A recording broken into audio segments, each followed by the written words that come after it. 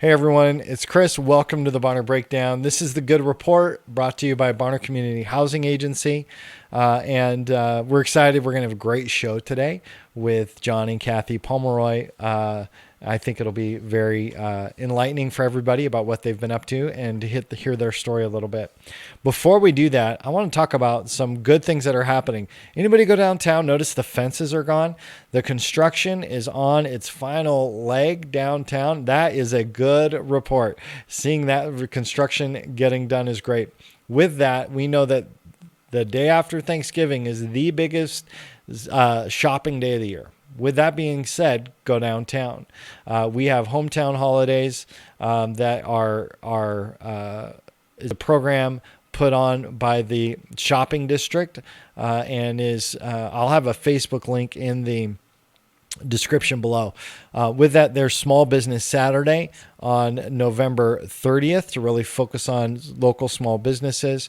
We want you to enjoy that and be part of that. And on the 29th, Friday, from 5 to 6:30 p.m., there is a tree lighting at Jeff Jones Square. This is a great opportunity for everyone to come together, and there'll be hot drinks, snacks, soups from local restaurants, a dance performance, caroling, and Santa will be there. So with all of that being said, we want to just say, hey, why don't you look down in the description, click on the Facebook, get more information about that, some opportunities to shop local and to spend time together locally and hopefully have a great time doing that. So that's a good report for today. Now with that, I want to say thank you to our sponsors, Bonner Community Housing Agency, whose entire goal is to develop local housing, whatever that looks like. We've added supportive transitional housing, rental housing, as well as our regular home ownership program.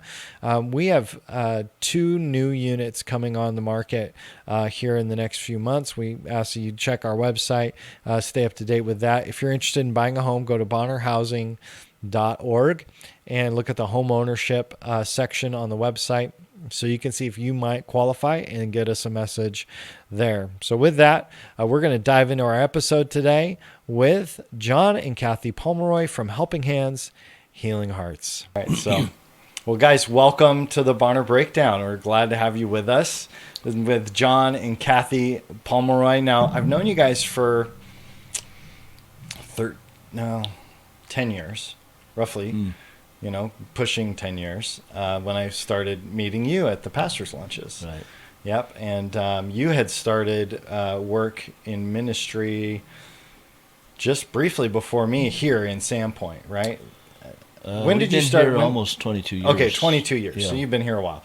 And there's a little bit of legacy that you carry. So I'd love to hear some more of your story. Cathy, you're so actively involved with what you guys do at Helping Hands, Healing Hearts. Mm-hmm. And so I'm super excited to talk about what you guys are doing. And part of one of the goals here is to hear all the great things that are happening here and what are people doing to make this a better place. Mm-hmm. And you guys have been pretty instrumental in the last, how long? 4 years? 5 years? Two and a half. It feels like forever. Hands, Okay, so yeah, but it seems like you guys dove in both feet and are making a huge impact. So it's super exciting. So tell us a little bit about your story.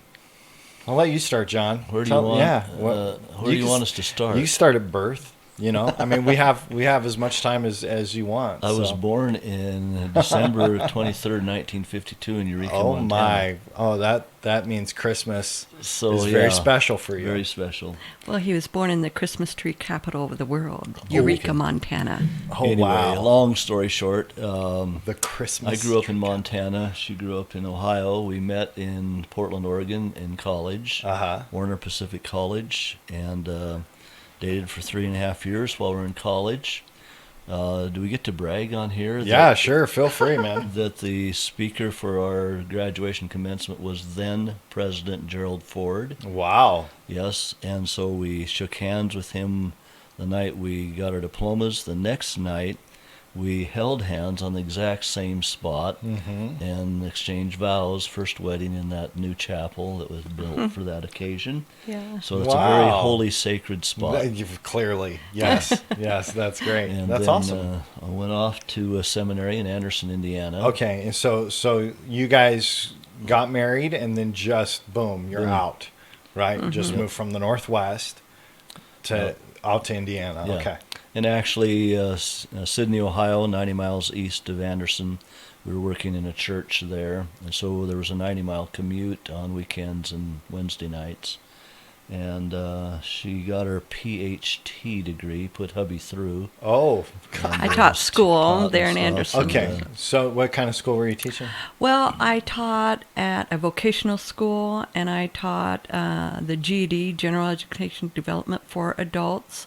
I also taught adult basic education. And then I was involved, actually it was Anderson City sponsored program to help people get their diplomas, high school diplomas, and then I taught adult basic education. Then I taught alternative school too. I did all that there. Wow, awesome! How long were you guys in Anderson? 3.5 years. That's a lot to do in 3.5 years, Yeah. by the way. That's wow. So then you finish up seminary, and then where? So then we went from there back to my high school home in Kalispell, Montana. Oh, okay. Pastored there for 10.5 years.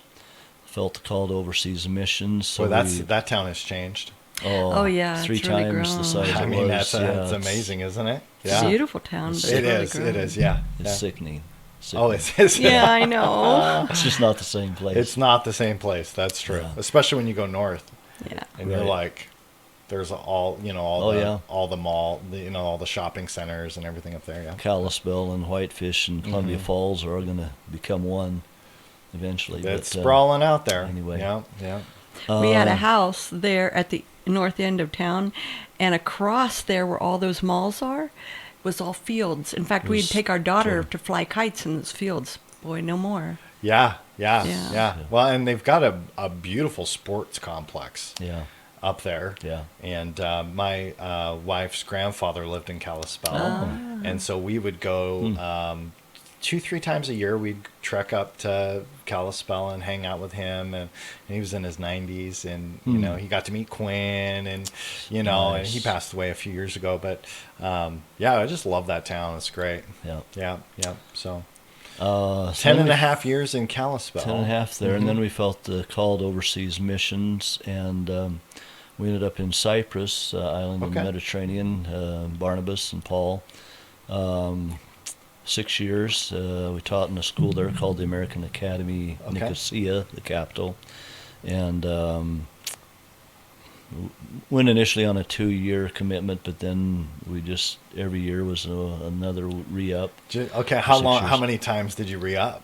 Well, 4 times then. Okay. After the initial 2 years. Okay, so you were there for 10 years? 6 No, years. no, I'm 6 sorry. years. Oh, okay. 2 years initially and plus 4. Okay, Yeah. great. So there for 6 years. Yeah. How was that experience?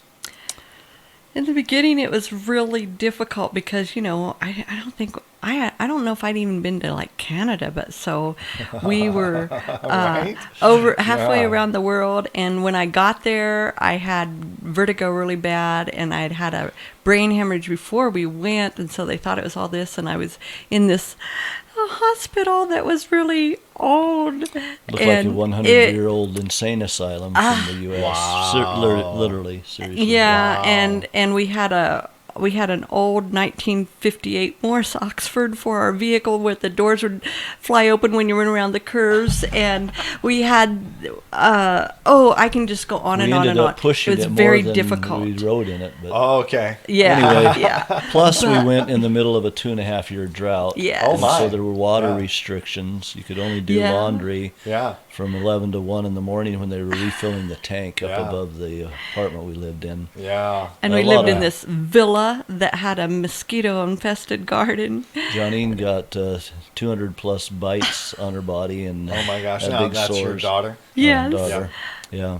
But after the first year, we just really fell in love with the place and the people. And after that, it was very wonderful. It was a very wonderful experience. We are very thankful we did that. Well, that's wonderful. Yeah. That's great. But it was tough beginning. Right. Yeah. And you've been in pastoral ministry most of your life then. 43 years, as long as we've been married. Yeah. Okay. So you guys get married and then it's the seminary, and so clearly there's been a sense in your world that this is what you were made for. Yeah.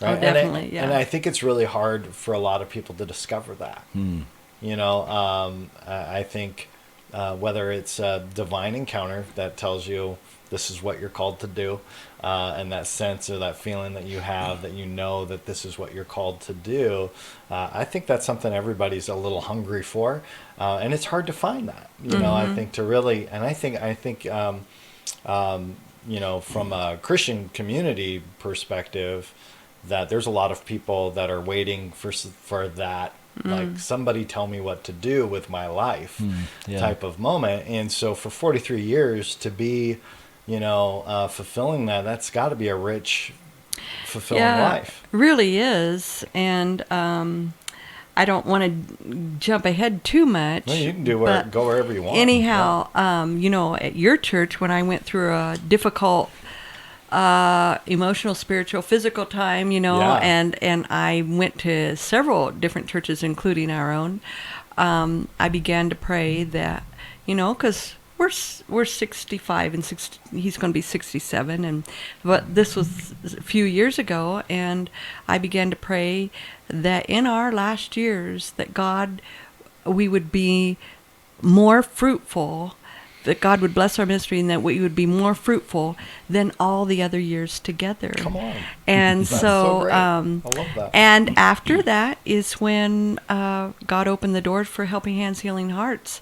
And I think that is the answer to that dream. And I think I really believe the scripture in our lives that we were called for such a time as this. Okay. For Helping Hands, Healing Hearts in this community. Right. You know, because we do serve a lot of people. So let me ask. You say for such a time as this. What is it about this time that makes it unique?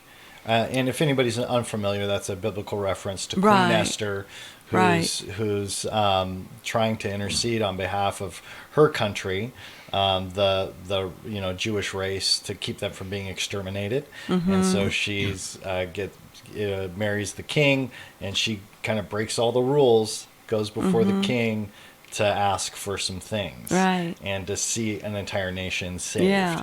And so that's the context of that for those watching that might not be familiar. Well, I think Sandpoint, of course, is a very beautiful town, and of course we all know in 2012 it was voted the most beautiful town by Rand McNally and USA Today in America.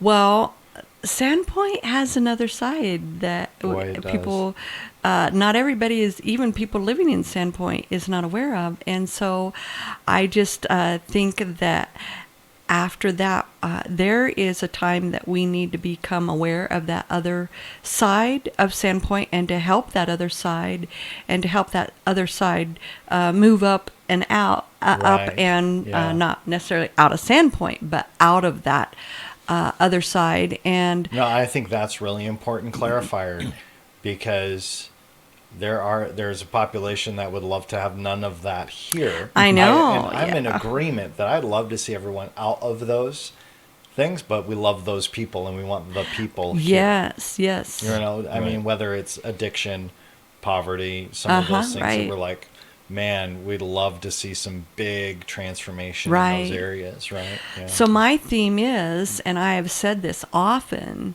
you know, Sandpoint, the most beautiful small town in America, let's see it become the most compassionate small town in America. Yeah. And that's what I'm all about. And so what does that look like to you? What is the outworking of compassion? When you think about being the most compassionate small town in America, what does that actually look like? Like, well, I mean, it's a great phrase, but I think a lot of people might have different perspectives on compassion and what that looks like. What's that look like to you? Well, the one thing I could say several, but what I'm trying to focus in on is to help the homelessness. Okay. Now, we know in Seattle and Portland and all those Sure. areas, Yeah. it's huge. It's a big deal. But when we Yeah. look maybe at the percentages, if we would look at the percentages there and the percentages here, that we have more of a problem than I think we are aware of. I would agree with just that. with Helping Hands, Healing Hearts, I've done our stats, our total stats 3 different times, and every time it comes up with 14% of our clients that come through are homeless. And so for a little town, and that's just us, that doesn't include all the other social Right. agencies. Let's talk about numbers. How many clients Let's talk about are you numbers. serving? Well, it's like the last ones that I did Well, now, is now that is good interview prep. She is came bring prepared. the data. Oh, yeah, She's yeah. always Well, we really keep close stats on Yeah, okay. Helping Hands, Healing Hearts. That's great. And so for our 2.5 years, we've had 9 couples, 28 families, 54 singles that come through homeless. Okay. Well, that when you put them all together and count all of them, it's 164. Well, 111 are those are adults, and 53 of those are children. Wow. That homeless. And it's not they may not be permanently homeless, Right, But no. they're in that space. They're where in that I don't have space. to place Right. a place to live today. Yeah. Right. And so I am really very motivated, adamant about getting some sort of transitional living center Right, yeah, in yeah, Sandpoint. I have a place in mind that I would like to approach the owners of that place. Well, let's talk about that in just a minute. I want to go back to this concept of compassion. Yes. Because when we look at the passions and the things that we want to see happen, when you talk about being the most compassionate small town in America, is there like a list of descriptors or trademarks or benchmarks that you would use to describe what a compassionate small town looks like? Like, is there some specific things? Obviously, is it that we're just dealing with making sure nobody's homeless? Is it making sure all the needs are met, that everybody's fed every week? I mean, is it that kind of stuff? Yes, make sure that they're fed. Of course, at Helping Hands, we do clothing, food, shoes, linens, housewares, furnitures. But we also do help. We go together with St. Joseph's and Salvation Army and Assembly of God, help with rent and utilities. And then we also do phone cards and gas vouchers. So, see, we have a lot of people that are on disability. Yeah, we do. A lot We of do, people. yeah. And so if they have a car repair or if they have a broken bone or, just you can name any number of things, that really throws them for a loop. Correct, yeah. And so Yeah. they need help. And they need help without judgment. That's good. That's one thing that I think, we had some testimonial clients that we videotaped, and they said, we can come here and get food and get help, no questions asked. And a lot of people have said when they come through the door that they feel love. So I would think no judgment. I would think care, understanding, love, no matter what their status, economic, social status is. We just welcome them with open arms. We pray with them. We cry with them, when they come through. They just, the Helping Hands and Healing Hearts is a place where they feel loved. And I would like that just spreads, that Sandpoint is a place where people feel loved and cared for without That's awesome. judgment. Yeah, So I that's really guess good. those would be the things that I would identify as making Sandpoint the most compassionate small On that town in note, I would America. like to interject Yeah. something here. And that is, most everything she's talked about is material things. Oh, right, exactly. And Helping Hands, Healing Mm-hmm. Hearts, the compassion part really is the heart of Right. the issue. Uh-huh. The Helping Hands part is the material things, but she said, someone says, no questions asked. Well, we do ask a lot of questions because we want to get to the heart of the issue. Correct, yeah. And Yeah. just helping That's with good. those material things are temporary. Getting to the heart of the issue and getting to some of the deeper issues that people Right. are dealing with and why they're in the situation they're Right. in is what we really want to get to. And that to me, if we don't, that's not compassion. Right. To take care of those temporary things is good, but Yes. and it's the example of Jesus. He used material things to get to the heart of the issue, and that was the whole approach. And so we're just following that pattern. Right, like, I don't know, feeding 5,000 people, Right. you know, I mean, little things like that. And then So- saying, "I am the bread of life." Uh-huh. And Yeah, there's and this helping bigger them. thing. Yeah. Right. Okay. That's great. That's great. We are definitely faith-based, Christ-centered, and there's 19 churches involved Yeah. in all that Helping Hands Healing Hearts does. Yeah, and I know that we transitioned, you know, as we're heading into this new year, you know, transition to support you guys more as well. So Very that's thankful good. for that. Yeah, I mean, you guys do such a wonderful job. Plus, I'm gonna- there are a lot of individual donors as well. Okay. And if I can just emphasize something else while I'm thinking about it, before I forget it, the partnership, the unity that is a part of Helping Hands, Healing Hearts is really key to us, because Jesus said, if the world sees the church as one, they will believe. Yeah.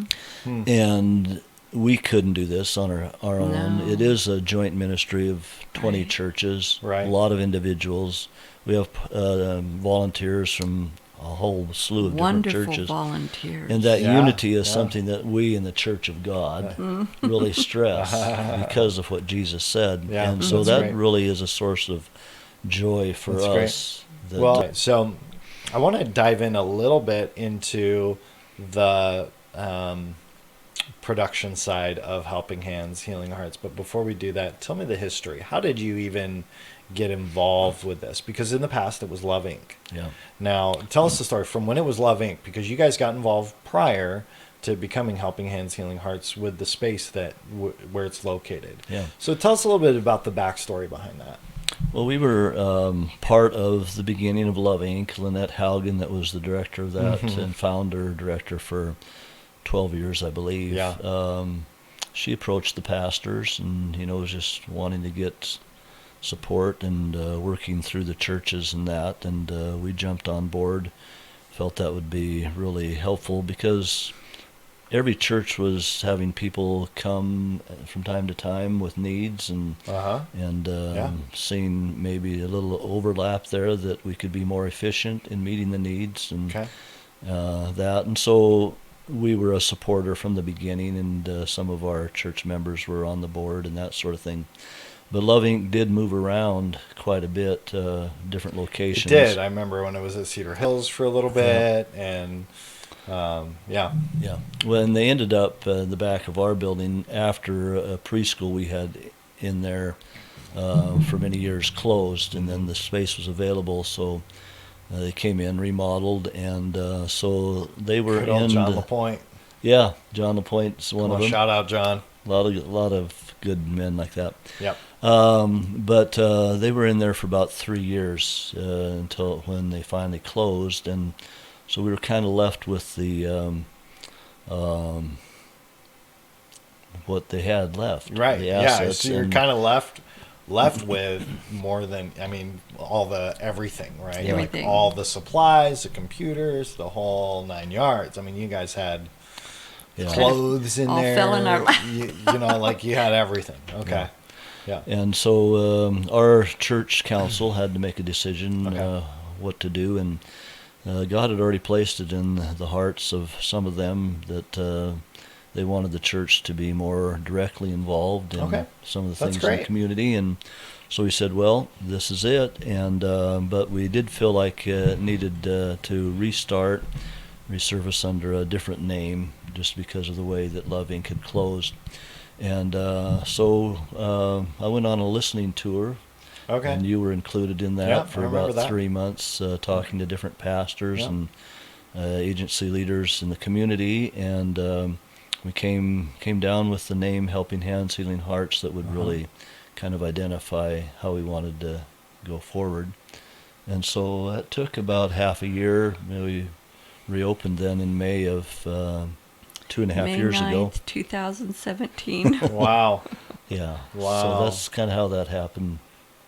And when you did your listening, right? And you're listening to the different pastors, organizations, and you're just gathering data, right? Information about, what's the need and how can we be effective if we take this on and all that, kind of questions. What were some things that kind of stood out to you in that process of discovery that kind of stuck with you? Well, it was interesting because there was a wide range of opinions, and had to kind of People are sift through that. We'd have someone way over here on this extreme, like you say, just give it away, just be blessing, blessing. Uh-huh. And others over here on this side that would want to be a little more stringent and really put some limitations on. So putting all of it together was kind of the tricky part, but I think we're still working in that process. Things have developed and grown quite a bit since we first opened, and so again, really finding the balance or how to best get to the heart of the issue, the need that the person has, is our focus. And needs vary greatly, but really it comes down to where that person's heart is and what it's attached to, and how they're trying to find those needs met.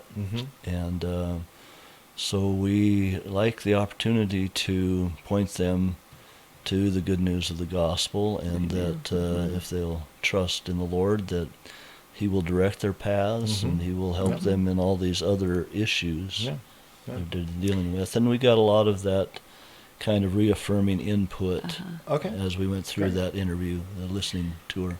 I wanted to interject that I volunteered at Loving for a couple years, and also Life Choices Pregnancy Center for a couple years before we did this. And what I learned at Life Choices Pregnancy Center about their intake process and their data entry and all of that kind of thing, I took all of that and I did that in Helping Hands. So our intake process and our keeping data and stuff is so much like Life Choices Pregnancy Center. And I say I'm their missionary because they sent me out. Because what I learned at the Life Choices, really I put into practice their Helping Hands, Healing Hearts. So I thank Life Choices Pregnancy Center, and I feel like, and I've always said I'm their missionary. That's good. That's really good.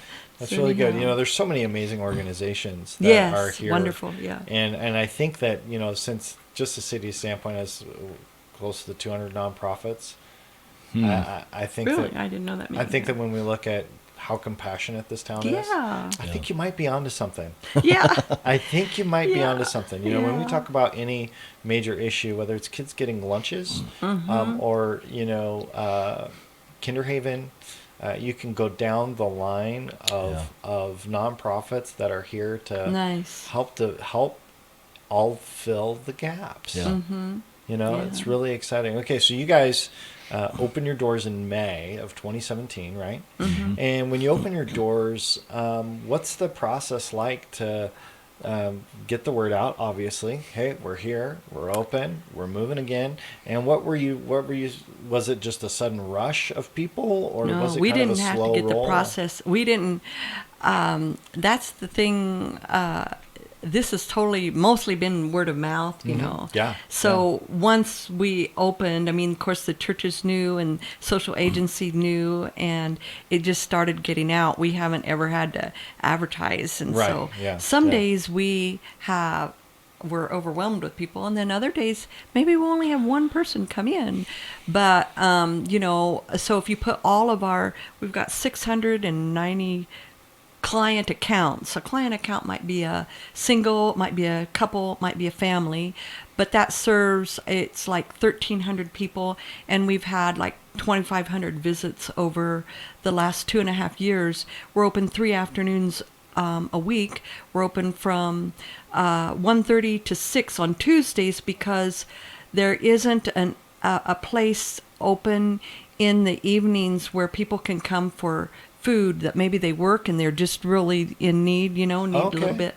So that's why we're open until 6 So you on serve Tuesdays. a dinner or something? No, or what? we have. You just get boxed We have a food. food pantry. Okay, we have a food okay. pantry, All and right, then that we're makes open sense. 1:30 to 4:30 Yeah, on 'cause Wednesdays and I'm like, Thursdays. I didn't know you guys served dinner. No, All right, we that's don't. great. We Yeah. don't. But Yeah. but no, we have a food pantry Okay. that Yeah. so like the food bank closes at 4, but maybe somebody works till 5 and they can't really get there, and so that's why we're open late one night a week Okay. to help with that. Yeah, Great. back to that word of mouth. Right. I Man. mean, we did as much advertising as we could just to get the Right. word out, but Yeah. there is a strong network in the community of people who are in need, and of course there are community meals available every day of the week Yeah. somewhere, Yep. and that's information we share. But that community, shares information Yeah, it about sure does, yep. where to get Yep. help Pretty and all tight-knit. of that. Yep. And one of those meals on Tuesdays, our big day, is presently the Agape Cafe, it's called, is at our church. Okay. While the Seventh-day Adventist Church is being remodeled, they'll take Okay. that back when Okay. they get done. Yeah, I'm like, I thought that's a seven. I'm like, that's It's a a Seventh-day Adventist church, thing, but but no, it's a they good church. That's just great. using, and the teen center also has come into our facility now on afternoons, Monday through Thursday. Okay. So the building is Wow. well used. Hey, and let me just say, when you did the 24/7 prayer, that was in 2015, 13. I think 13. I believe So- 13. No, it couldn't have been in 13. Couldn't have been? I think it was 15. Yeah. No, 15. 13 was 13 and 14 It was were my bad before years. that. It was So- just Oh, it part would've of been that. 12. Like that 12, it was in 12. Oh, my it had to be in goodness. 12. Yeah. Yeah. yeah. Isn't that something? That was that. Okay. Okay, so Well, so anyway, when you did back that, then. and I think you and I had a conversation at one of the retreats about your building, Uh-huh. right? And I just could not imagine your building not being full and used all the time. It is now. And amazing location, and you guys, your hearts are so open and compassionate to serve people. I'm like, you got a great space, so that thing should be running 24/7, having something happening. So it's cool to see all these different things happening in there. That's great. Yeah. That's wonderful. Well, and just one other element of that is that the house we live in is the church parsonage, and since Right. my mom passed and went on, there are 2 rooms available there for housing, which have been full since she passed. We've had 45 different people through the house, That's amazing. and quite a few others in the church. Wow. Temporarily just and in our living garage also. in the garage. But anyway, Chris, I really want to say something personal here, if Sure, I may, yeah, because part of our call to come to Sandpoint was because my mom and dad had been here for 25 years. Yeah. It wasn't a place that I ever wanted to move Mm-hmm. to. When we were in Kalispell and come over and visit, I'd say, I'd never want to live in Sandpoint. But when Dad passed, Mom specifically asked us, we had just come back from Cyprus, to come to be here, and to help, and to honor Dad and his ministry, and Mom, those 25 years they'd been here, was, to be honest, the primary reason. And I just felt like that was God's will, and He would honor it. And the way things have developed, and where we've come to with Helping Hands and these other things, the church being full and busy all the time, was really Mom and Dad's heart. It didn't happen in their ministry. Come on. I mean, Dad was very That's involved cool. in the community, but That's not in this cool. way. And Wow. I grew up in that spirit. Our house was always full. Right. Little, in Eureka, Yeah. Montana, small place, Yeah. but it was we always had people in need. Yeah, in. you had somebody modeling And that. so That's that was the amazing. way I grew up, and that was Wow. Mom and Dad's heart. And to me, this is kind of fulfillment of that. You asked the question early on about for such a time as this. Yeah. And our theme for the church this year has been fulfilling the foreseen in 2019. And to me, this is fulfillment of something God had foreseen a long time ago. Right. And that, We don't Yeah. do the foreseen, but we're part of the fulfillment. Well, and God, I think just on a spiritual note, God gives us insight into what he sees. Yeah. Right? Yeah. And we catch the whiff of what God's already got cooked. Yeah. Right? What he's already playing with. We kind of get, I got to go that direction, So that's awesome. That's awesome. Well, that's beautiful to hear, and what a great legacy to carry on. Because I know that has been a huge part of your, driver. Yeah. Has been to really honor your dad, and what he sowed in this community, and essentially you're getting to harvest. Yeah. Which is a fun, biblical fun too. thing. Yeah.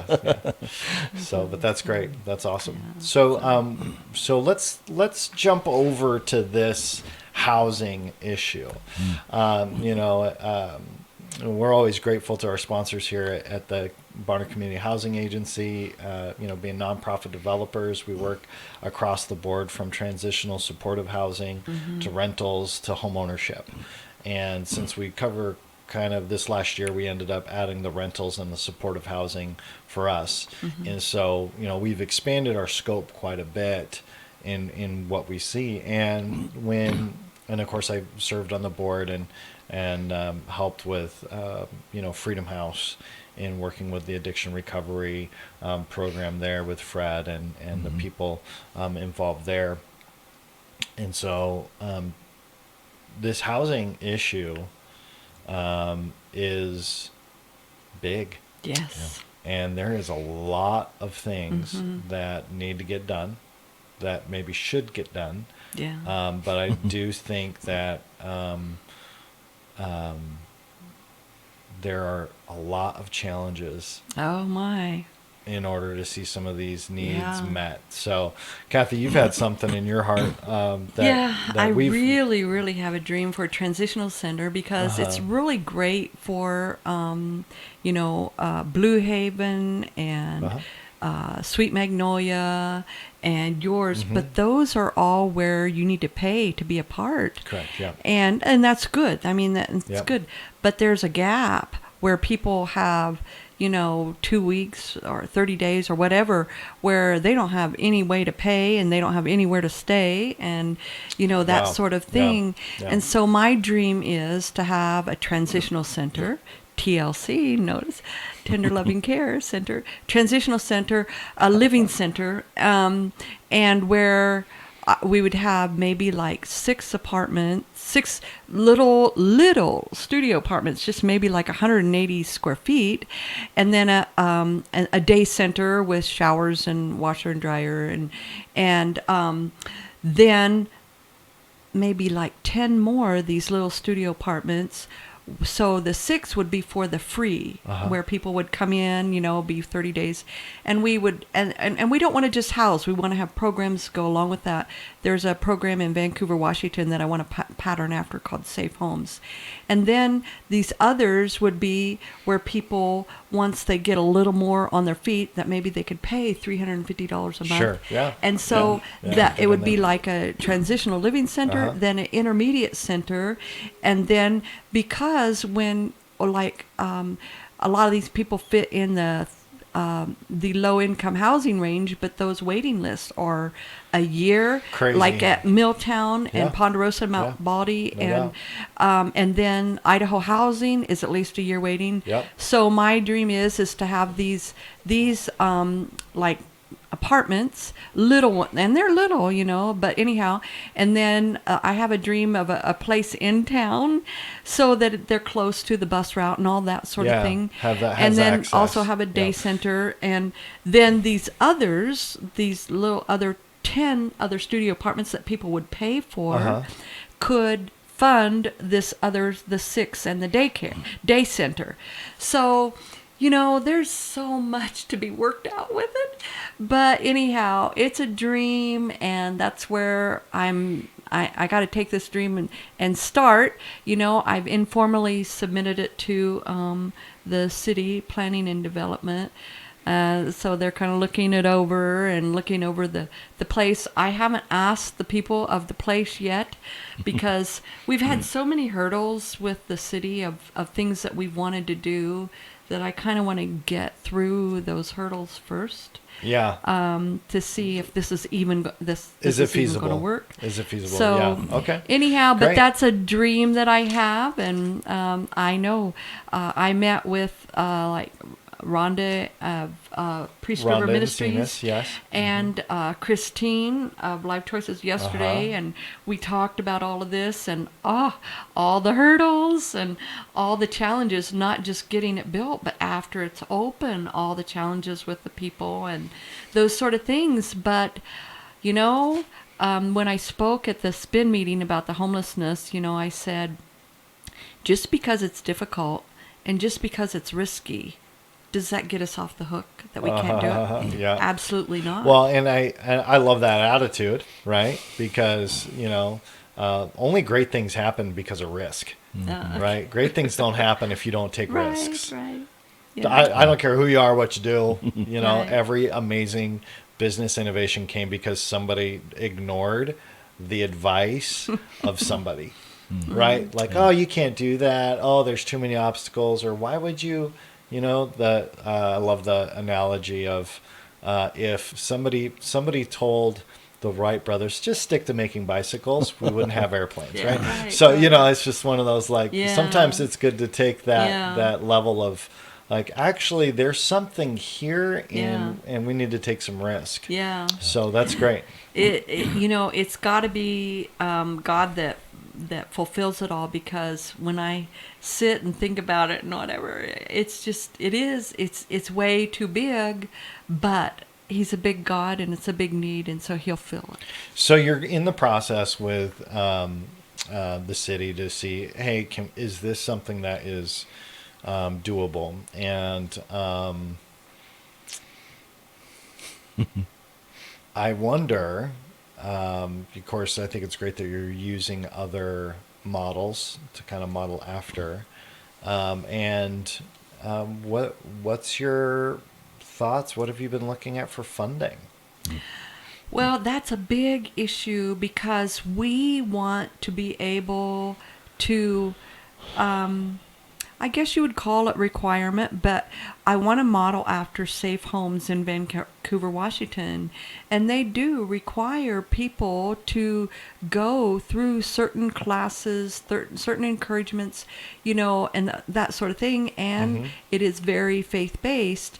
So if I would get if I would go after like state funding Or and some federal. of those sort of things, I wouldn't be able to have those requirements. Correct. I mean, if they asked, I could offer, and if they asked or whatever. But you know, Helping Hands, Healing Hearts, that's one thing that has maybe been, if we have any kind of disappointment, we have these classes available and we offer them every time they come in, but very few take advantage of them. Sure, yeah. And so, I don't know. We I don't all like... think we all think we know it all. It's okay. Yeah, right.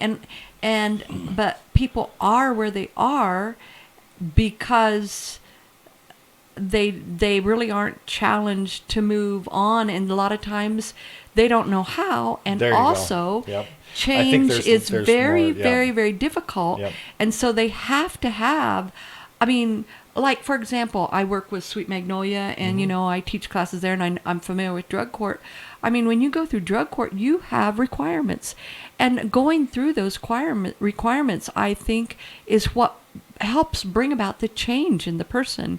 And so I would like to have requirements. And so if we want state funding or like from HUD and all those, we can't have those requirements. Yeah. So that makes Yeah. funding a big challenge.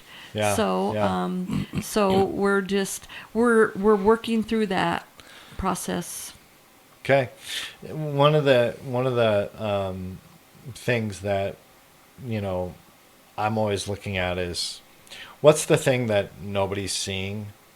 Like, what's the Yeah, thing that nobody's taken the time to notice or look at yet in some of these processes? Because I think often we move things into binary. Just there's either this or that. Yeah. And I think for every situation, there's way more options than our eyes can see Yeah. to get things paid for and to get things done. And I don't know if I'll ever find those other options, but I know that they're out there. I would like And to so, find them. right. So I think that, I think it's probably one of those things where funding wise, people, as you know, in whether any nonprofit work that you do, people will donate towards a vision, right? They'll donate towards the impact of something more than a gadget or a gadget or a whatever. Yeah. They're going to really put their funds behind what they believe in. Yeah. And I think that you have been doing a phenomenal job of saying, here's the need and here's the vision and here's where that is, because funding will follow the vision that people's hearts resonate with. So I just think that you're doing a great job with that. So, Yeah, so well, keep well, it up. We're trying. Bottom line for us, Chris, in our own personal lives, throughout our history of pastoring, missionary work, the funding always came. Yeah. Sometimes without us even asking for it. If it was God's will, He provided the funds. Yep. We've been surprised so many times, Sure. and just huge, enormous gifts sometimes. Wow. And so we know that God owns the cattle on 1,000 hills, and blah, on and on. On and on. And if it's His will, He's going to show us how, and He'll provide the funds. So what are you guys seeing right now at Helping Hands, Healing Hearts? What are your needs? What are you guys finding, being kind of obstacles, challenges, and needs right now with the organization? Well, the community has been really wonderful once they got wind of us that, bringing clothes, and we could maybe use a little more, we could use a little more housewares, and then we can always use food. Okay. If you go on our website, I forget which tab it's on. That's terrible. But anyhow, you can click and get our food list. We have a wonderful food pantry volunteer guy that kind of oversees it, Mike Williams. And when people come in for food, and he's trained the other volunteers to do this, they don't just say, well, I'd like that. He says, what do you eat for breakfast? So then he goes through breakfast. What do you eat for lunch? And then he goes through lunch and then does the same thing for supper. And so when they leave, they don't just have this, and this. They have meals that they can go home and I know this is what I'm going to have. And so we've got a food list that he likes to use to help people make meals. That's great. And so, that's what we do. Good. So needs, challenges, feel like things are kind of going okay. Everything is going very really well. It's just the homeless question that's really... So heading into the holidays, heading into Thanksgiving and Christmas, what do you see kind of being the big needs in this season right now? You know what is really wonderful? I think it might be a small group from Cedar Hills, I think. They decided that they wanted to help people with Thanksgiving dinners. And so they called and asked, and so I gave them 9 of our families that they are providing pre-cooked, delivered Thanksgiving meals, and these are fairly nice meals because I said, well, I would help donate for one of them. Then when I found out the money, I had to back off a little bit because I couldn't give that amount. I mean, I gave part of it, but they're very nice meals. I go, man, maybe donate. Maybe we'll be one of the families. No, not really. But anyhow, so I went through the families that had like the most dependents and that didn't get food stamps, or maybe if they did, they got very little or not enough to cover the families. And so they are helping with those families, and they might do with Christmas. And then we have some extra food money, and Mike and Beth Ann made these little kind of like Thanksgiving meal bags where it's got some meal and then they put a chicken in it and stuff. So those are the things, and I think that group said they might do it again for Christmas, the meals for Christmas. Okay. And then we have 2. Then Christ our Redeemer usually ask for a family each year. And so actually 2 families, they are providing Christmas gifts for those families. And I chose two single moms that had been laid off or lost their job for various reasons and are trying to even just pay their rent. So Christ Redeemer is going to help get gifts great. for those Cool. those families. Uh-huh. So anyhow, that's the way the church community comes and helps with that. So Awesome. That's great. So seems like things are moving along. You guys have a lot of activities happening. When you think about this next year, obviously a big focus on the housing stuff. But what's the best way for people to support Helping Hands, Healing Hearts? Like, what are some things that the general public who maybe are being introduced to you for the first time, what are some asks that you would have? Like, hey, here's how you can get involved or how you can help. Well, we believe it or not, we are pretty well staffed with volunteers. Okay. We have a wonderful group of volunteers, and we're pretty well staffed with that. We have churches that do food drives every month. Yep. We can always use more food, and as I said, we can use kitchen housewares type things.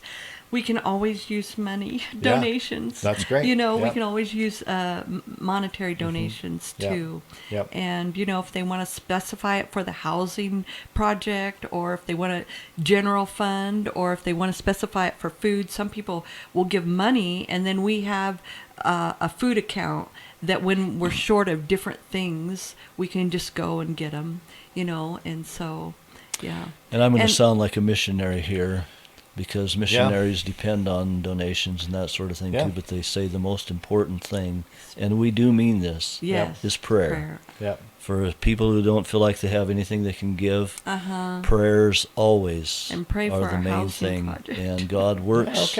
God works through prayer. Yeah. That's awesome. That's awesome. Yeah. So as we kind of wrap up our time today, it's been a fun conversation. Do you have any final thoughts for the community when we talk about becoming more compassionate? Being known as not just the most beautiful but the most compassionate small town in America. What encouragements do you have for people who want to just start becoming more compassionate, more involved in some of these things? How would you encourage them? Well, I got to jump in Go on ahead. this, sorry, because I think it's Isaiah 58:7 or 57:8. But when you go through that chapter, that chapter talks about what God honors as fasting. Yeah, it's not just, going Yeah. without food, but but it just talks about, taking care of the poor. And one of the scriptures that I really focus in on is providing the poor wanderer with shelter. And then also in Matthew 25, when Jesus divides the sheep and goats, and of course the sheep said, when did we visit you? When you were sick, or when you were in prison? When did we provide clothes? When did we take in the stranger? And Jesus said, when you did it to the least of these, you did it to me. And then, of course, in James, it says, pure religion or true religion is when you take care of the widow and orphan. Yeah. So I would just say that those are really mandates that we have from God through Scripture and through Jesus Christ, that, if you are doing it for the least of these, you are doing it for me. And so that's pretty much our some of those scriptures are our vision, our mandate scriptures for Helping Hands that we follow, and I think it should be for every Christian, to follow those, and then do all these things with love. We cover everything with love. Yeah. And so, and one of the things that I'll say that I'm seeing more and more is that people who aren't followers of Christ are very compassionate and they love to give. Yeah. Right. So there's no monopoly on compassion. Right. And I do think that seeing the entire culture of the region become more and more compassionate means more and more openness with us linking arms, as far as Christians linking arms with non-believers and people who have a passion to see needs met. Like, let's do it together. Yeah. we're still fulfilling a mandate together. Yes, that's. It doesn't. Yes, I really want to do it together. Yeah. Well, and that's something That's I great. meant to emphasize when I was talking about the unity and the partnership, not just with the churches, but we do work hand in hand with a lot of the different social agencies. Yeah, we do. It's Which not is awesome. necessarily Christian, Yeah, but it's the same Yeah. goal that we're working toward. That's awesome. So Yeah. Oh, good. Yeah.